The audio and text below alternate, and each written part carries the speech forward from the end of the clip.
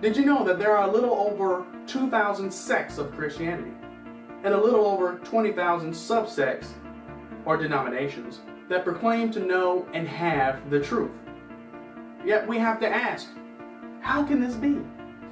Jehovah's Witnesses say God would like to be, follow in this manner.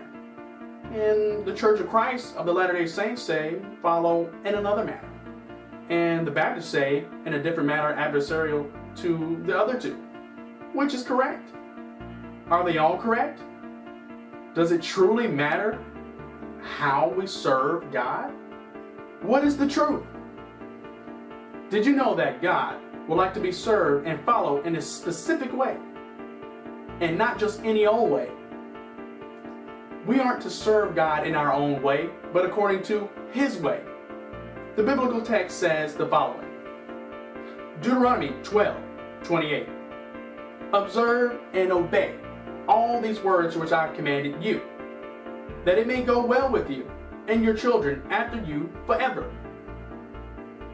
when you do what is good and right in the sight of Yah, your Elohim. Deuteronomy 12:30-31. You do not inquire after their gods, saying, how did these nations serve their gods? I also will do likewise. You shall not worship Yah, your Elohim, in that way. Verse 32. Whatever I command you, be careful to observe it. You shall not add to nor take away from it. So, viewer, do you follow the Most High God of the Bible, or according to how He wants you to serve Him? Well, the Messiah says in Matthew 7:21-23 of the New King James Bible, and it says the following. Not everyone who says to me, Lord, Lord, shall enter the kingdom of heaven, but he who does the will of my Father in heaven. Many will say to me in that day, Lord, Lord, have we not prophesied in your name, cast out demons in your name, and done many wonders in your name? And then I will declare to them, I never knew you. Depart from me, you who practice lawlessness. You see, viewer, a believer can profess Yeshua all they want. They can even do great things in His name. Yet if they do not follow His Father's laws, the Messiah Himself will say to you, depart from me, you who practice lawlessness. Who will you follow? Who will you listen to? Will you listen to the Father and His Son and keep, for example, the Sabbath day? Or will you continue to keep Sunday, the commandment of man? Will you continue to practice pagan holidays like Christmas, which was adopted by the church to honor Yah and His Son? But remember what Yah said in verse 31. You should not worship the Lord your God in that way.